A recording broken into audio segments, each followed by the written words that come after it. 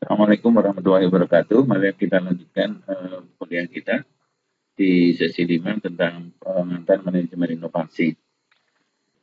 Semua tahu bahwa perusahaan itu harus mampu beradaptasi dan berevolusi ketika ia ingin tetap survive, gitu ya. Dan inovasi adalah salah satu kata kuncinya. Tapi inovasi sendiri saat ini sudah merupakan semacam bahasa klise, ya, artinya ya seperti tidak penting gitu. Tetapi seorang penulis ekonomi inovasi menyatakan bahwa kalau tidak berinovasi ya itu berarti ya mati atau bunuh diri ya. Dan kita tahu bahwa di hampir setiap industri para perusahaan-perusahaan yang memimpin pasar itu adalah mereka yang bisa menunjukkan kemampuan mereka untuk berinovasi. Ini adalah perusahaan-perusahaan pemimpin pasar di tahun 2015.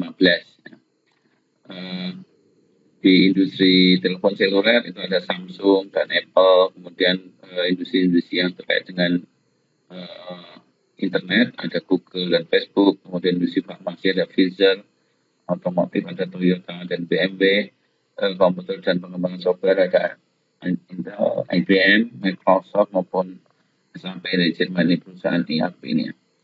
Kalau kita perhatikan perusahaan-perusahaan yang masuk tabel perusahaan inovatif, ya ini perusahaan yang inovatif di tahun 2014 ya. Kita perhatikan perusahaan-perusahaannya ini ada Toyota, ada IBM, Samsung, Apple, Google.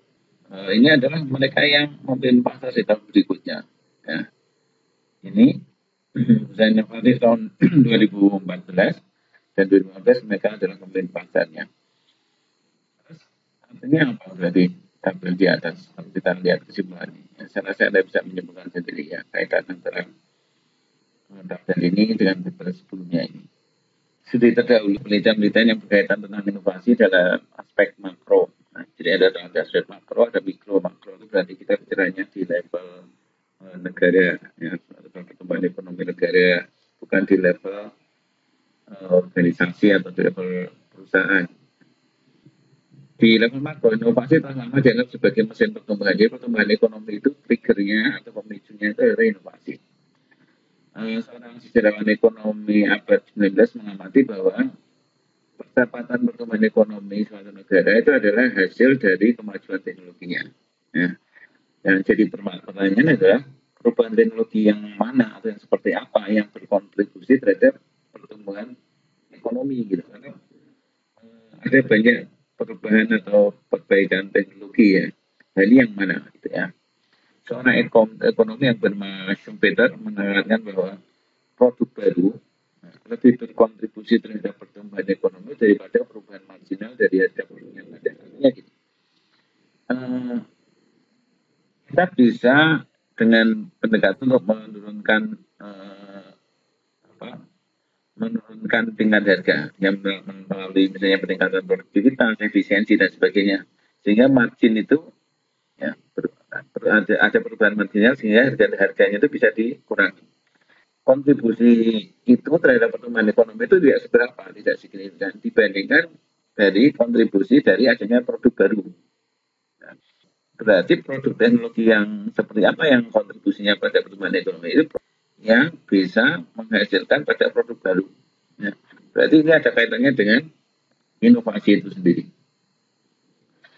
Sebenarnya itu mengenai teori ekonomi inovasi bahwa laju pertumbuhan teknologi mempengaruhi laju pertumbuhan ekonomi itu tidak sebaliknya. Artinya teknologi maju maka ekonomi tumbuh. Tetapi ekonomi yang tumbuh itu belum tentu teknologinya maju. Gitu. Lalu kemajuan teknologi itu pengaruhnya apa? Ini berarti menempatkan perubahan teknologi itu sebagai variabel eksogen. Ya kalau Anda belajar statistika kan ada eksogen sama endogen. Eksogen itu seperti variabel independen. Ya. Dia bebas itu, tidak dipengaruhi siapa-siapa. Ini asumsinya begitu, tapi kan tidak mungkin itu. Dia betul-betul bebas.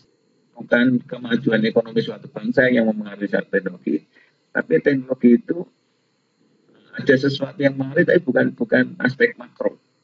Nah itu yang mau dibicarakan. Apa sih yang berperan terhadap kemajuan teknologi?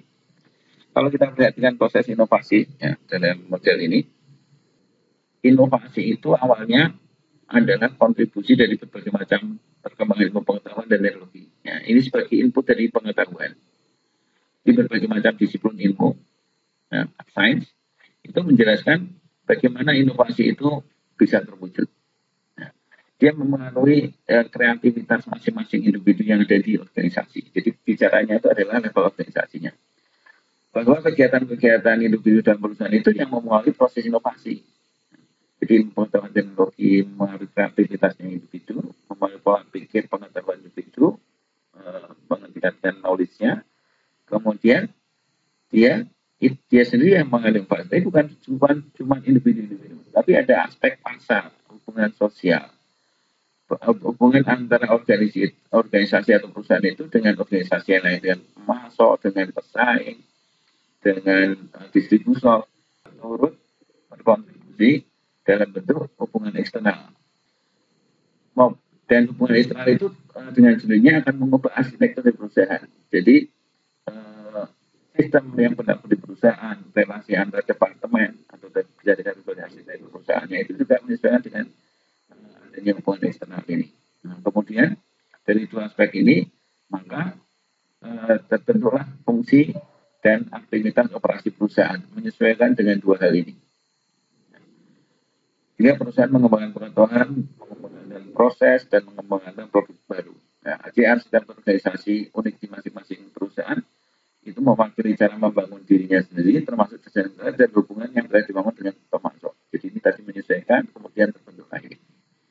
Nah, ini adalah proses inovasi garis besar. Artinya ada individu yang berperan, ada inspektor yang berperan, kemudian bagaimana perusahaan mengubah dirinya, arsitektur perusahaan yang berubah, bagaimana dia akhirnya masing-masing organisasi itu menyesuaikan diri untuk mengembangkan satu pengetahuan tertentu, mengembangkan proses produksi tertentu, dan mengembangkan produk tertentu. Itu gambaran proses inovasi secara garis besar.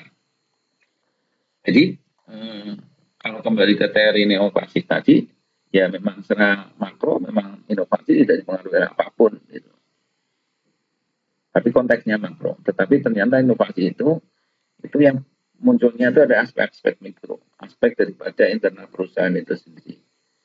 Jadi sekarang Anda tahu berarti inovasi itu memang eksogen kalau kita berposisi sebagai variabel eksogen ketika kita bicara di level makro, tetapi ternyata ada aspek-aspek yang berpengaruh terhadap kemunculan inovasi itu sendiri. Dari penjelasan tadi ya mengenai model ini, proses inovasi ini, maka kita berkesimpulan bahwa memang secara makro inovasi tidak mengalami pertumbuhan ekonomi, tapi inovasi pasti ada yang berperan. Nah, untuk mengetahui apa yang berperan terhadap kemunculan inovasi, maka inovasi itu perlu kita pandang dalam konteks organisasi. Jadi konteksnya konteks mikro. Ya. Sejak awal abad 19, perusahaan-perusahaan manufaktur sebagian besar memesan sumber dayanya hanya pada satu kegiatan tertentu. Jadi perusahaan-perusahaan skala kecil di level rumah tangga itu dia hanya akan memproduksi biji baja dari biji besi, yang memproduksi baja dari biji besi. Itu saja yang diproduksi. Tidak memproduksi yang perusahaan yang lain itu menggulung baja tadi menjadi lembaran-lembaran baja atau baja lembaran.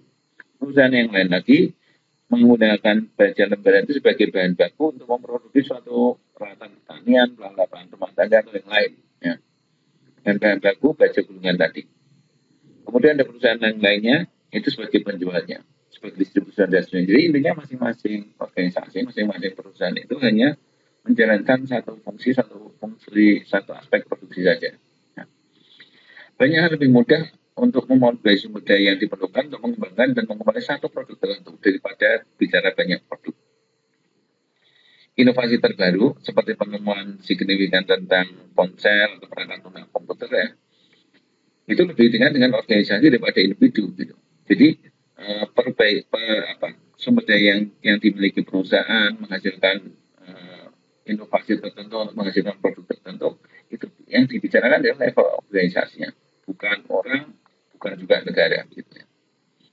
Tidak ada ponsel kok, oh ini penemunya si A si B, bukan, tapi PTA atau PTB atau perusahaan macam tadi eh, ini misalnya ya, Apple, ya, kemudian Xerox itu untuk mesin fotokopi, ICA untuk polyethylene, kemudian Motorola, Nokia untuk telepon seluler, kemudian Apple komputer untuk personal komputer dan sebagainya. Jadi itu bukan orangnya yang yang sebagai disebut sebagai inovator, tapi adalah di level organisasinya. Kemudian juga tidak mungkin sebuah organisasi perusahaan itu juga menjadi pemimpin di semua bidang. Jadi dia pasti cuma salah satu saja gitu. Kita bicara yang di level organisasi, dan yang kedua adalah dia itu champion, ya, unggul di satu sektor tertentu. Perusahaan-perusahaan besar memiliki spesialisasi di bidang-bidang tertentu. Demikian juga departemen dalam universitas. Jadi masing-masing universitas punya fakultas-fakultas yang punya spesialisasi tertentu.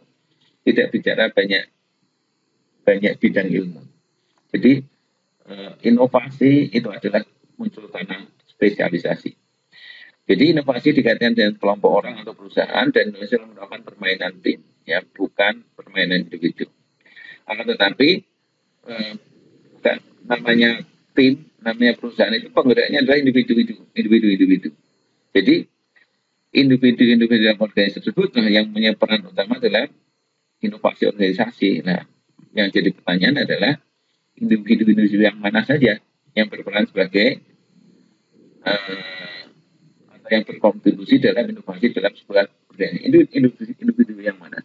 Ya individu yang bertindak sebagai kepala produksi misalnya, manajer perusahaan misalnya, individu yang ada di tim pengembangan penelitian dan pengembangan riset and development misalnya. Jadi itu yang bicara adalah individu-individu.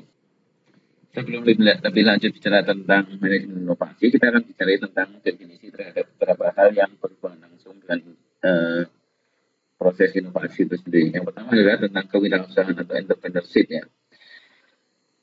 Didefinisikan sebagai mengejar peluang di luar sumber daya yang saat ini atau yang sedang dikendalikan. Jadi kita punya sumber daya yang sedang kita kendalikan di bawah kendali kita. Nah, kita mengejar peluang yang melebihi dari yang kita miliki atau yang bisa kita kendalikan. Memang tidak sama, mirip sih, tapi tidak sama antara studi tentang entrepreneurship dengan studi tentang manajemen inovasi. Ada kaitannya, tapi tidak sama persis. Itu yang orang-orang sering mencampur-adukan bahwa ya entrepreneurship itu inovasi, tapi tidak pasti seperti itu, ya. Tetapi yang jelas bahwa yang namanya pengusaha entrepreneur itu adalah mereka lah yang mendorong inovasi, itu benar, ya. Tapi kedua itu bukan dua studi yang identik. Kedua adalah bicara tentang desain. Ya, secara tradisional adalah mengacu pada pengembangan gambar, rencana atau sketsa, seringnya wujudnya sketsa. Atau dikaitkan dengan pengaturan detail konkret yang muncul untuk mewujudkan ide baru.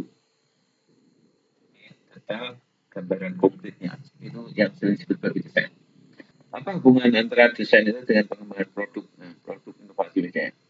Pengembangan produk dalam rangka implementasi inovasi. Bahwa spektrum desain itu cukup luas, itu desain produk apapun, desain fashion, desain untuk obat-obatan, peralatan elektronik apapun itu. Jadi spektrumnya cukup luas, ya, dari mulai rekayasa, kemudian aspek rekayasanya, dari pembuatan dari nol, kemudian aspek produknya, kuantitas yang ditambah seperti apa, yang diharapkan, kemudian faktor manusianya seperti apa, itu pas produksi, sampai desain industrinya seperti apa, hingga model atau style, ya, tentang harapan pasar dan sebagainya. Itu di desain. Kemudian dengan menggunakan penelitian, pengetahuan, dan pengalaman yang dimiliki, maka itu diterjemahkan menjadi aspek-aspek yang lebih teknis dan maka pengembangan produk.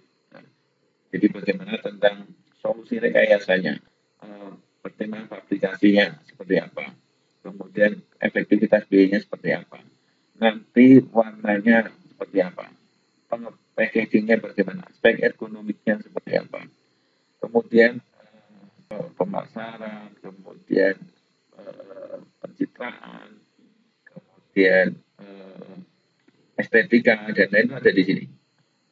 Dan itu adalah aspek-aspek yang dipertimbangkan dalam pengembangan produk. Nah, jadi ini desainnya skopnya luas, itu kemudian diterjemahkan ke dalam hal yang lebih teknis dalam rangka pengembangan produk. Dalam industri tertentu memang seperti pakaian itu desain itu merupakan komponen utama dalam pengembangan produk ya. Ya. Tapi industri lain seperti obat-obatan desain itu merupakan sebagian kecil dari aktivitas pengembangan produknya. Paling desainnya adalah desain bahan, desain bahan di aspek rekayasa. Tetapi masalah packaging ini ya ada, tapi kontribusinya kecil untuk industri farmasi. Definisi yang lain adalah tentang inovasi dan invention. Nah, inovasi itu yang jelas tadi sudah disampaikan di depan, itu bukan aksi tunggal ya, tetapi merupakan keseluruhan proses dari sub-sub proses yang saling terkait.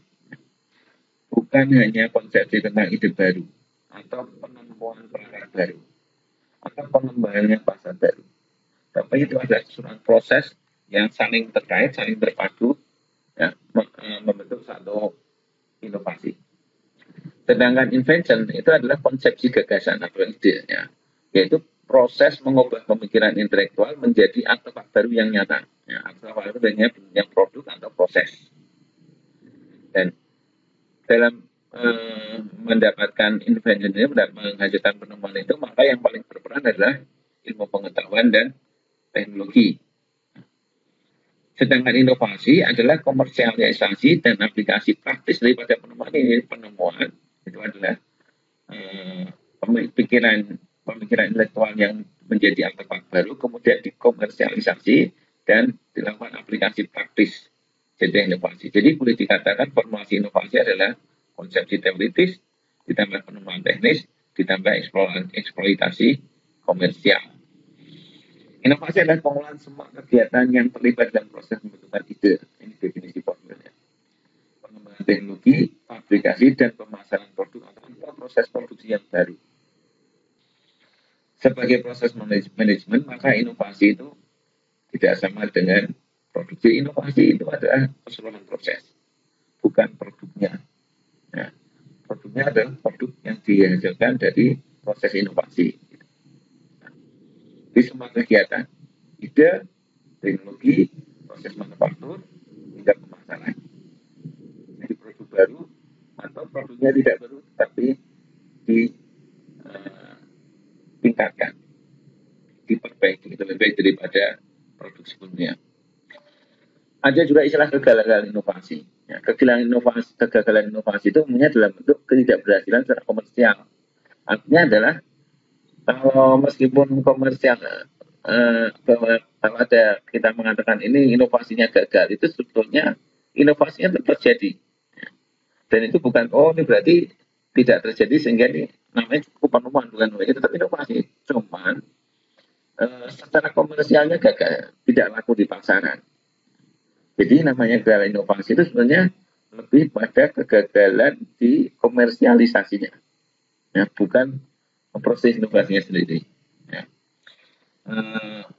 Anda berikan beberapa contoh inovasi yang gagal secara komersial, ya, contoh-contoh yang Anda ketahui di Indonesia itu aja, atau dimanapun boleh silakan. Berikutnya adalah sains dan teknologi, ya. Ini dua hal yang terkait dengan inovasi. Sains itu adalah pengetahuan yang sistematis dan yang dapat dirumuskan. Sedangkan teknologi adalah sains yang diterapkan pada produk atau proses tertentu. Jadi, sains itu memberikan informasi yang sebelumnya tidak ketahui, itulah sains. Ya, jadi itu peran para ilmuwan untuk menghadirkan sains. Tidak tahu, menjadi tahu. Sains itu memberikan informasi yang sebelumnya tidak diketahui. Ini peran ilmuwan itu untuk mengembangkan sains. Bagaimana pasir silika itu bisa diubah menjadi lembaran kaca yang bening, itu konsepnya ada di ilmu pengetahuan. Bagaimana aerodinamika daripada sayap pesawat supaya pesawat yang besar yang berat itu bisa terangkat dengan efisien, itu konsep-konsep di ilmu pengetahuan. Dan teknologi adalah bagaimana menggunakan dan manipulasi sains ke dalam konsep, proses, dan perangkat, dan pada akhirnya membuat hidup atau pekerjaan menjadi lebih efisien. yang membuat pekerjaan lebih hidup, lebih efisien, lebih nyaman, dan lebih powerful. Itu adalah peran teknologi, ya, menerjemahkan tadi, mengubahnya untuk menjadi aspek-aspek yang praktis. Analisis sains ke dalam konsep proses perangkat praktis. Itu adalah peran daripada teknologi. Di Jepang, hampir setiap pabrikan besar itu dijalankan oleh seorang insinyur atau teknolog. Tapi banyak perusahaan manufaktur besar di Eropa, di Inggris itu, yang dipimpin oleh CEO yang tidak memahami teknologi yang mereka teknologi itu CEO-nya nggak paham teknologi yang dipakai apa. Sebagian CEO adalah akuntan sewaan. Nah, yang perhatian mereka itu adalah tentang statistik, tentang angka-angka, tentang ada yang dari keuangan, tentang kinerja masyarakat. Seorang pemimpin perusahaan besar di Jepang namanya Morita itu menyindir bahwa bagaimana seorang akuntan bisa meraih masa depan jika dia selalu melihat hasil kuartal terakhir itu. Jadi kalau mau maju kata orang Jepang tadi ya harusnya teknologi itulah yang dikedepankan. Jadi bukan aspek-aspek statistik angka-angka dari hasil masa lalu supaya terus bisa berinovasi dan terus tetap memimpin pasar. Itu adalah beberapa definisi yang terkait dengan inovasi. Ya, jadi sekali lagi itu adalah sains, kemudian ditindaklanjuti dengan teknologi, sehingga orang yang paham tentang pengubahan standar teknologi inilah yang harusnya punya peran banyak di organisasi atau perusahaan itu supaya tetap terus berkembang. Berikutnya kita bicara tentang tipe-tipe inovasi. Ya. Ada beberapa tipe ya, menurut objeknya ada inovasi produk, ada inovasi proses. Menurut sektornya ada inovasi organisasional dan inovasi teknologikal.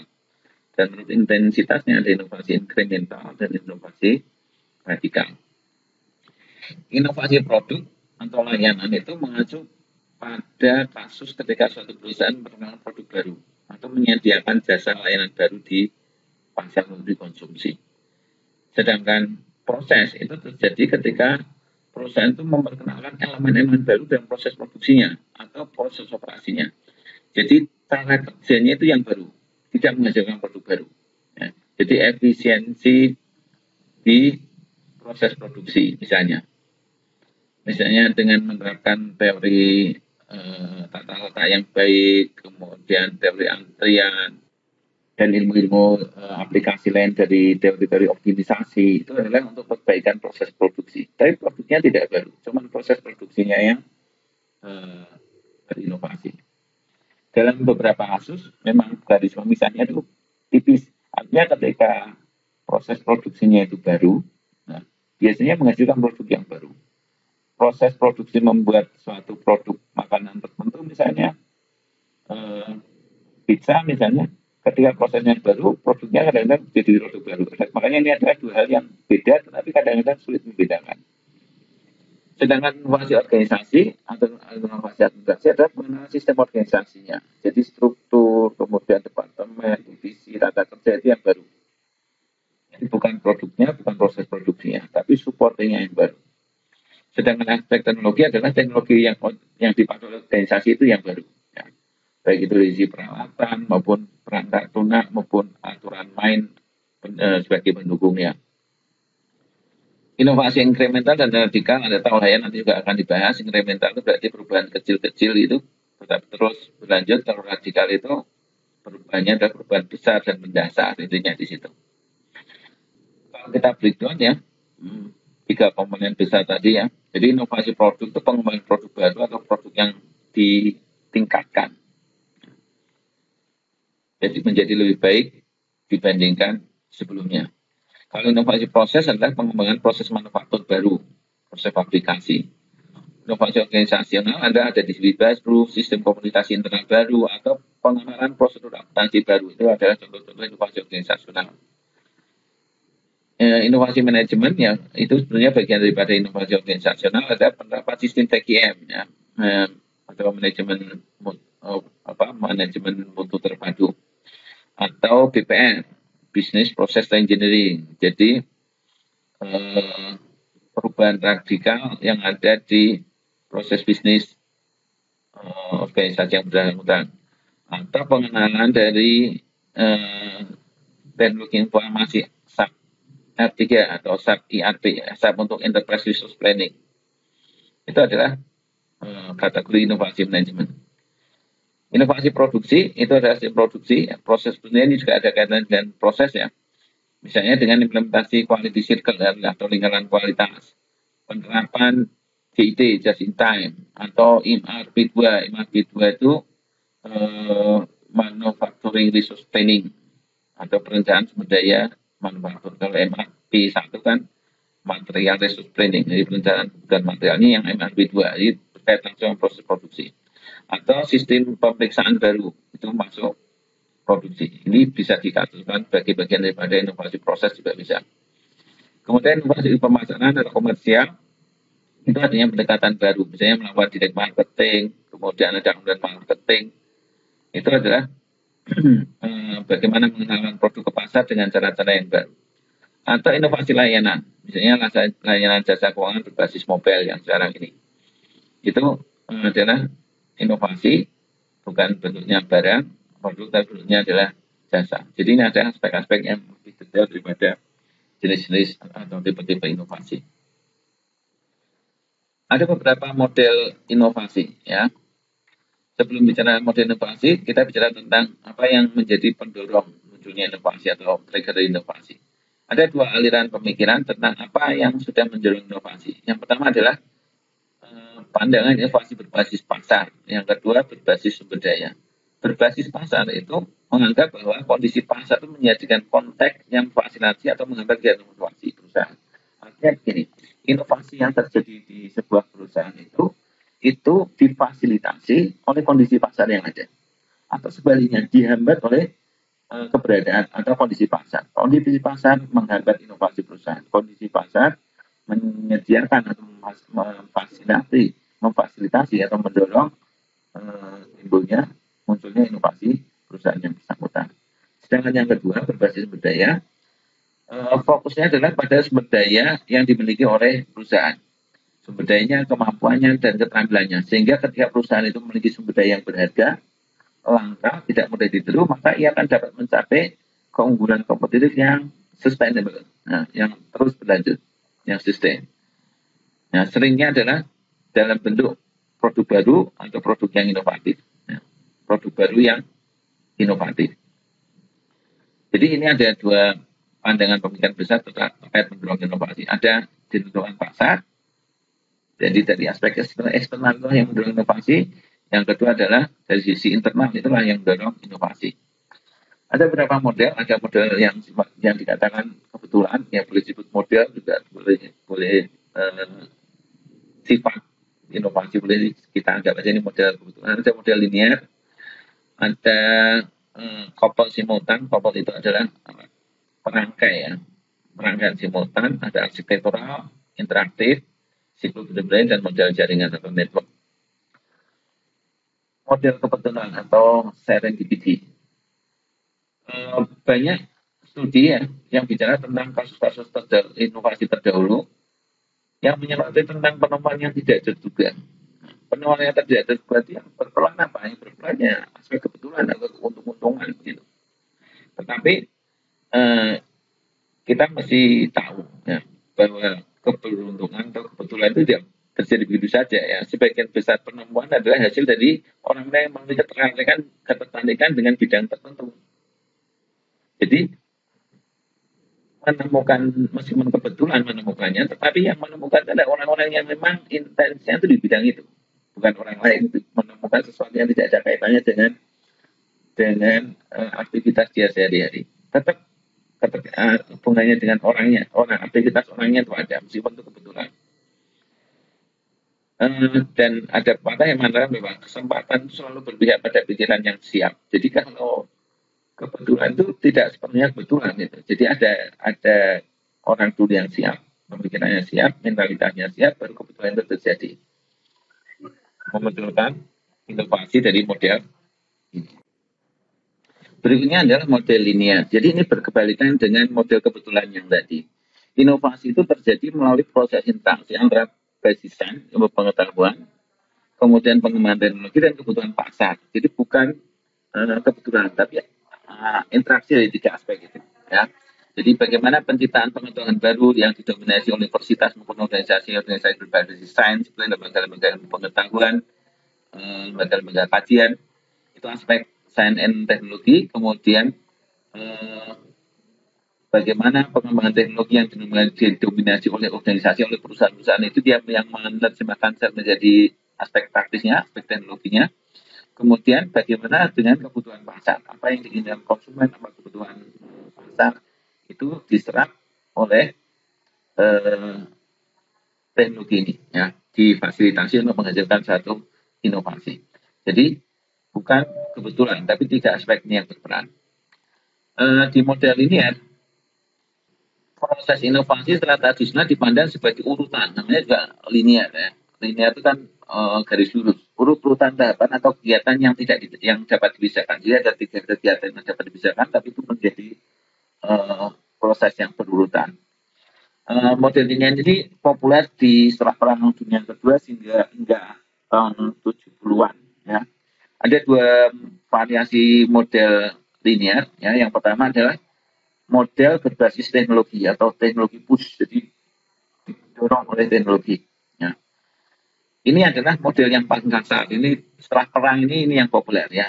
Model ini mengatakan bahwa ilmuwan itu membuat penemuan tidak terduga. Ini menemukan sesuatu, entah dari mana menemukan sesuatu itu. Kemudian teknologi menerapkannya di mana para insinyur dan desainer mengubahnya menjadi prototipe untuk pengujian. Hingga akhirnya pemasaran dan penjualan akan mempromosikan produk yang tadi dihasilkan tadi ya kepada konsumen potensial. Jadi pasar itu sifatnya pasif. Pasif, dia menerima hasil daripada research and development, ya, penelitian dan pengembangan. Jadi teknologi produk dibuat itu tanpa memperhatikan pasar. Pengembangan, proses aplikasi, marketing. Tapi meskipun ini sangat primitif gitu ya, perang dunia kedua, tapi masih ada beberapa produk yang masih cocok menggunakan model ini seperti ini. Misalnya farmasi itu kan seringkali bermulanya dari temuan-temuan di laboratorium itu. Dan memang pasarnya memang ada karena penyakit itu semuanya sudah teridentifikasi gitu.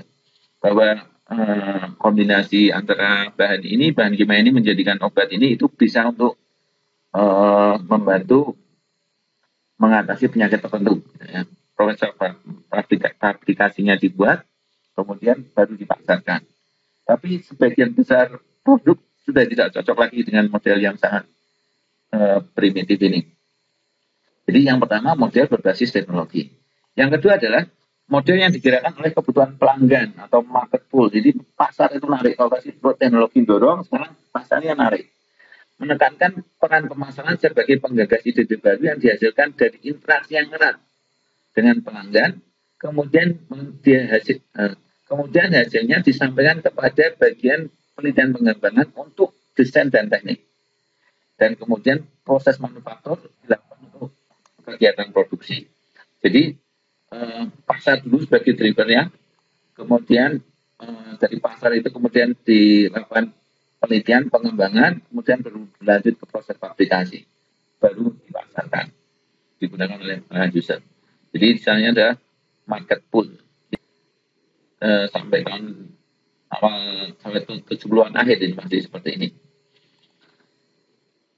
Model yang lain adalah couple simultan. Couple itu adalah relasi lah ya, relasi simultan antara elemen-elemen. Jadi model linear itu berkonsentrasi pada apa yang mendorong upaya hilir daripada bicara tentang bagaimana inovasi terjadi. Jadi urut-urutannya. Sedangkan model ini, model couple simultan itu, inovasi itu adalah hasil dari interaksi simultan pengetahuan dalam ketiga fungsi yang akan menumbuhkan inovasi itu sendiri. Ya.